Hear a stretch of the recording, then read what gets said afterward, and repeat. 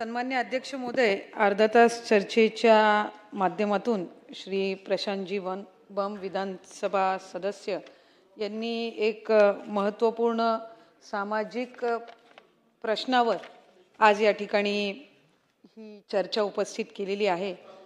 खरं तर अनेक बाबींचा त्यांनी या ठिकाणी उल्लेख केला। आपल्यालाही सगळ्यांना यामध्ये ज्ञात आहे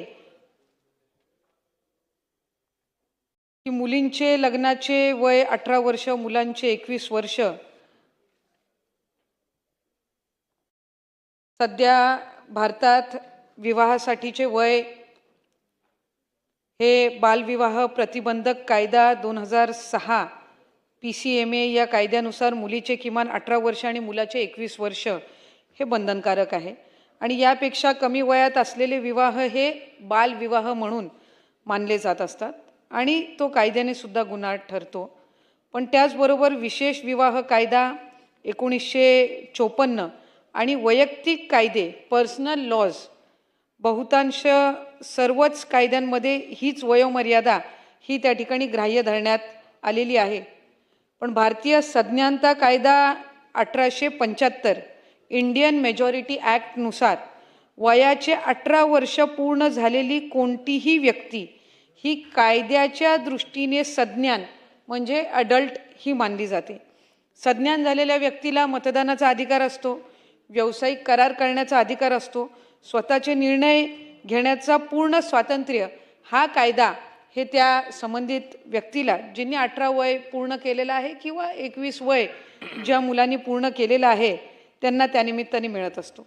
भारतीय संविधानाच्या अनुच्छेद 21 जगण्याचा आणि वैयक्तिक स्वातंत्र्याचा अधिकार अंतर्गत सर्वोच्च न्यायालयाने अशा अनेक ऐतिहासिक निवाड्यांमध्ये स्पष्ट केले आहे की वयाची 18 वर्षे पूर्ण झालेली कोणतीही सज्ञान व्यक्तीला आपली संमती आणि मर्जीने स्वतःचा जोडीदार निवडण्याचा पूर्ण अधिकार आहे आणि यामध्ये पालक, समाज किंवा राज्य संस्था म्हणजे शासन हे हस्तक्षेप करू शकत नाहीत। समानतेचा अधिकार आर्टिकल 14 आर्टिकल 14 जर पालकांच्या सहमतीने लग्न करण्यासाठी वय 18-21 आणि स्वतःच्या मर्जीने पालकांच्या विरोधात, ज्याचं उदाहरण काही या ठिकाणी सन्मान्य सदस्य महोदयांनी दिले, करण्यासाठी वय 21 अथवा 24 अशी वर्गवारी केली तर तो कायद्याच्या दृष्टीने भेदभाव ठरू शकतो।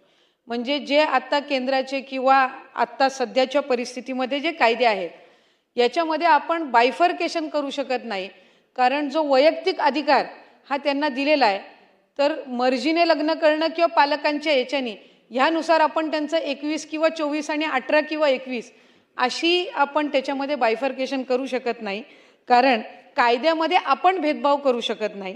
त्यामुळे एकाच वयाच्या 2 सज्ञान व्यक्तींमध्ये केवळ पालकांची सहमती या अटीवरून कायद्यात 2 वेगवेगळे निकष लावणं हे संविधानाच्या अनुच्छेद 14 म्हणजे आर्टिकल 14 समानतेचा अधिकारच्या कसोटीवर टिकणे हे कठीण आहे। तरी केंद्र सरकारने यापूर्वी मुलींचे वय सुद्धा 18 वरून 21 करावे, या म्हणजे मुलांची जे आता 21 आहे तेच मुलींचे वय सुद्धा करावे, या बाबतीतला बालविवाह प्रतिबंधक सुधारणा विधेयक 2021 मध्ये संसदेत मांडले होते आणि त्यामागचं उद्दिष्ट हेच होतं की मुली हल्ली उच्च शिक्षण घेत असतात, आर्थिकदृष्ट्या त्यांनाही सक्षम होण्याच्या दृष्टिकोनातून ते वय किंवा ती वयोमर्यादा वाढवण्यात यावी, किंवा ज्याचा उल्लेख सन्मान्य सदस्य महोदयांनी या ठिकाणी केला की कुपोषण किंवा मातृत्वाची जी समस्या आहे याच्यावर सुद्धा ही एक उपाययोजना ठरू शकते, या दृष्टिकोनातून ते आणण्यात आलेलं होतं। पण हे विधेयक संसदेच्या स्थायी समितीकडे स्टँडिंग कमिटीकडे विचारार्थ पाठवण्यात आलेले आहे। कायदा सरसकट सर्वांसाठी समान पद्धतीनं बदलणे हाच कायदेशीर मार्ग मानला गेला आहे आणि विशिष्ट परिस्थितीनुसार म्हणजे पालकांची असंमती किंवा संमतीनुसार यामध्ये वयाची लवचिकता आणि कायद्यामध्ये त्या पद्धतीनं बदल आणणं हे त्या ठिकाणी अवघड आहे। काही बाबींचा उल्लेख सन्मान्य सदस्य महोदयांनी या ठिकाणी केला। खरं तर बालविवाहाच्या संदर्भामध्ये त्यांनी काही गोष्टींची या ठिकाणी सूचनाही दिल्या, काही त्यांनी प्रसंग असतील उदाहरणही या ठिकाणी या निमित्ताने दिले। अध्यक्ष महोदय, एखादी मुलगी 18 वर्षाची झाली, 21 वर्षाची झाली की तिला राईट टू मेजॉरिटी किंवा वैयक्तिक स्वातंत्र्य ह्यानुसार त्यांना काही अधिकार हे दिले जातात। बालविवाहासाठी किंवा पळून जाण्याच्या दृष्टिकोनातून आपण सगळ्याच केसेस जनरलाइज नाही करू शकत. बालविवाह दुर्दैवाने आजही आहेत. याचं प्रमाण कमी करण्याच्या दृष्टिकोनातून आपण सर्वच त्या ठिकाणी पावलं उचलत आहोत. ह्याची कारणं वेगवेगळी आहेत. आता सन्मान्य सदस्य महोदय ज्या विभागातून येतात, मराठवाडा आणि या भागामध्ये तर मायग्रेशन मोठ्या प्रमाणामध्ये असतं आणि मायग्रेशनच्या कालावधीमध्ये अधिक आई वडीलच दुर्दैवाने मुलींचं बालविवाह, कारण त्यांचा तो मायग्रेशनचं हे असतो. अनेकदा त्या वयात आलेल्या मुलीला आपण कुठे सोबत घेऊन मायग्रेशनच्या कालावधीमध्ये फिरणार. दुसरेही सदस्य ज्यांनी इथे उपस्थित केला त्यांच्याही इथं ही साधारणपणे ती समस्या आहे आणि अशा वेळेला तिथं दुर्दैवाने बालविवाह केले जातात. अशा अनेक बालविवाह हे शासनाच्या कारवाईतून आपण रोखले सुद्धा आहेत आणि त्यामुळे बालविवाहाच्या संदर्भातले वेगवेगळी कारणं ही त्या निमित्ताने आहेत. याच्यामध्ये समुपदेशन असेल, कडक कारवाई असेल. मधल्या कालावधीमध्ये तर आम्ही त्या संदर्भातली एक उपाययोजना म्हणून जिथं जिथं बालविवाह होतील आणि शासनाच्या निदर्शनास किंवा तिथल्या पोलीस यंत्रणेच्या निदर्शनास येतील, विभागाच्या निदर्शनास येतील, तिथे त्या मुली, जर ती मुलगी 18 वयोगटाच्या कमी असेल, मुलगा 21 वयोगटाच्या कमी असेल, तर त्या पालकांवर गुन्हा दाखल करण्याच्या दृष्टिकोनातून सुद्धा त्या ठिकाणी पावलं उचलली गेलेली आहेत. फक्त पालकांवर नाही तर त्यांचं लग्न लावून देणारे भटजी असतील, तिथले वाजंत्री असतील, त्या बालविवाहामध्ये सहभागी होणारे ग्रामस्थ किंवा तिथले कोण लोकप्रतिनिधी असतील, ह्यांच्यावर सुद्धा गुन्हा दाखल करण्याच्या दृष्टिकोनातून पावलं उचलली गेलेली आहेत. मला आवर्जून या निमित्ताने सन्मान्य सदस्य महोदय आणि सभागृहाला सुद्धा अवगत करायचं आहे की साधारणपणे 2017-18ची जर आपण आकडेवारी काढली तर बालविवाह किती रोखले गेले तर ह्याचं प्रमाण साधारणपणे 500-600 पर्यंत असायचं. 2023-24ची जर आपण आकडेवारी काढली तर वर्षाला 1400 पेक्षा अधिक बालविवाह हे थांबवली गेलेली आहेत. थांबवली गेली आहेत याचा अर्थ असा, पूर्वीही दुर्दैवाने बालविवाह व्हायची, आत्ताही त्याच्यामध्ये बालविवाह होत असतात, पण थांबवण्याचं प्रमाण वाढलं. याचा अर्थ असा की जनजागृती त्या संदर्भातली वाढली आहे. ज्यांचा बालविवाह होतोय त्यांच्या याच्यातलं कोण ना कोणतरी शासनाच्या संपर्कात येतंय आणि म्हणून ते विवाह जाऊन आपण रोखू शकतोय. याचा अर्थ असा की आधीच्या तुलनेमध्ये बालविवाह रोखण्याचं प्रमाण सुद्धा हे शासनाच्या वतीने वाढलेलं आहे. आम्ही त्याच्यामध्येही काही उपाययोजना करतोय. जिथं मायग्रेशनचं प्रमाण आहे तिथल्या पालकांमध्ये जनजागृती करून तिथं बाल संगोपन केंद्र आहेत, बालगृह आहेत.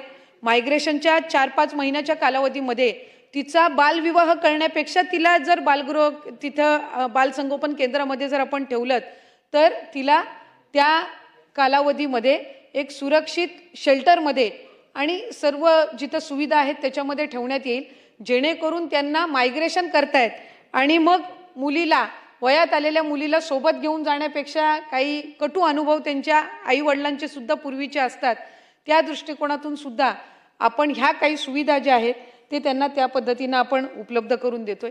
एक वस्तुस्थिती खरी आहे ज्याचा उल्लेख सुद्धा सन्मान्य सदस्य महोदयांनी या ठिकाणी केला की शहरामध्ये, अर्बन एरियाजमध्ये, सेमी अर्बन एरियाजमध्ये दोन्हीही आई वडील वर्किंग पेरेंट्स असल्यामुळे त्यांचं मुलांसोबतचं जो काही संपर्क असेल तो कदाचित कमी होत असेल, त्यांच्यातला संवाद कमी होत असेल आणि त्या संदर्भामध्ये त्यांनी ज्या काही या ठिकाणी सूचना मांडलेल्या आहेत, खरं तर त्याच्यामध्ये सुद्धा आम्ही जे बाल धोरण तयार करत आहोत यामध्ये सोशल मीडियाचा त्या विशिष्ट वयोगटाचा वापर असेल, स्क्रीन टाईमचा वापर असेल, जसं काही इतर देशांनी ह्या संदर्भामध्ये काही निर्बंध आणलेले आहेत त्या पद्धतीनं आपण काही याच्यामध्ये आणू शकतो का.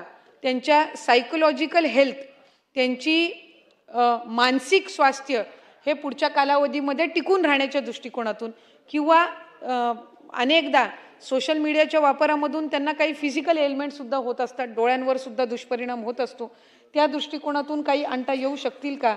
तर या संदर्भामध्ये सुद्धा त्या धोरणामध्ये हा साधारणपणे विचार राहील. त्यांनी अनेक गोष्टींवर या ठिकाणी सभागृहाचं या चर्चेच्या माध्यमातून लक्ष वेधून घेतलं. आई वडिलांनी काय संगोपन द्यावं, काय संस्कार द्यावे, हा कुठं ना कुठं तरी त्या आई वडिलांच्या दृष्टिकोनातून सुद्धा महत्त्वपूर्ण भाग आहे. मुलांनी किती संस्कार घ्यावे दिलेले हाही त्याच्यातला एक महत्त्वपूर्ण बाब आहे. त्याच्यामुळे आपण एखादा प्रसंग असा झाला की मुलगी पळून गेलेली आहे किंवा मुलगा पळून गेलेला आहे म्हणून सगळ्यांनाच आपण त्या कॅटेगरीमध्ये धरावं आणि त्याच पद्धतीनं त्यांच्या कुठंतरी त्या वयोगटामध्ये ज्याला मेजॉरिटी म्हणून किंवा ज्यांना नागरिक म्हणून वयात आलेल्या नागरिक म्हणून 18 वर्षाचे 21 वर्षाचे पूर्ण झाल्यानंतर जे अधिकार दिलेले आहेत त्याच्यापासून आपण त्यांना वंचित ठेवू नये आणि ह्या काही केसेस होतात म्हणून आपण सगळ्याच त्या वयोगटातल्यांना त्या कॅटेगरीमध्ये धरणं हे सुद्धा कुठे ना कुठेतरी चुकीचं आहे. पण तरीसुद्धा आपण जे काही सूचना या निमित्ताने दिलेल्या आहेत त्याच्यामध्ये काउन्सिलिंग असेल आणि मॅरेज रजिस्ट्रेशन करत असताना तिथे जे काही रजिस्टर असतील त्यांच्या माध्यमातून ह्या संदर्भातली काही फेरतपासणी करून काही काउन्सिलिंग करता येईल का, तर त्या संदर्भामध्ये सुद्धा निश्चितपणाने आम्ही विधी व न्याय विभागासोबत त्याचा समन्वय साधून ह्याच्यामध्ये असे काही प्रसंग जे आहेत ज्याचा उल्लेख आपण केला त्याला आळा आणण्यासाठी काय करता येईल ह्या दृष्टिकोनातून विभागाकडून पावलं ही त्या ठिकाणी उचलली जातील. आणि साधारणपणे ह्याच्यामध्ये केंद्राचा कायदा असल्यामुळे यदाकदाचित पुढच्या कालावधीमध्ये ज्या वेळेला केंद्राच्या वतीने असे कायदे आणतात त्यावेळेला राज्यांचे सुद्धा ओपिनियन्स हे त्याच्यावर घेतले जातात. ज्या वेळेला आपल्या राज्याकडून त्या संदर्भातलं मत किंवा ओपिनियन मांडलं जाईल त्यावेळेला ह्या दृष्टिकोनातून सुद्धा काही विचार काही त्याच्यामध्ये कायद्याच्या तरतुदी या आणाव्या ह्या दृष्टिकोनातून विभाग आणि शासनाच्या वतीने प्रस्तावित करण्यात येईल. सन्मान्य सदस्य महोदयांनी जो रिद्धी सिद्धी मंगल कार्यालयामधला जो या संदर्भामध्ये जे त्यांनी एक काही इथे जो प्रश्न उपस्थित केला किंवा काही सूचना ज्या निमित्ताने मांडल्या आम्ही महिला व बालविकास विभागाच्या वतीने उपायुक्तांकडून या संदर्भातली तपासणी ही करण्यात येईल आणि जे कोणी कार्यालय असेल किंवा चालवणारे असतील इतर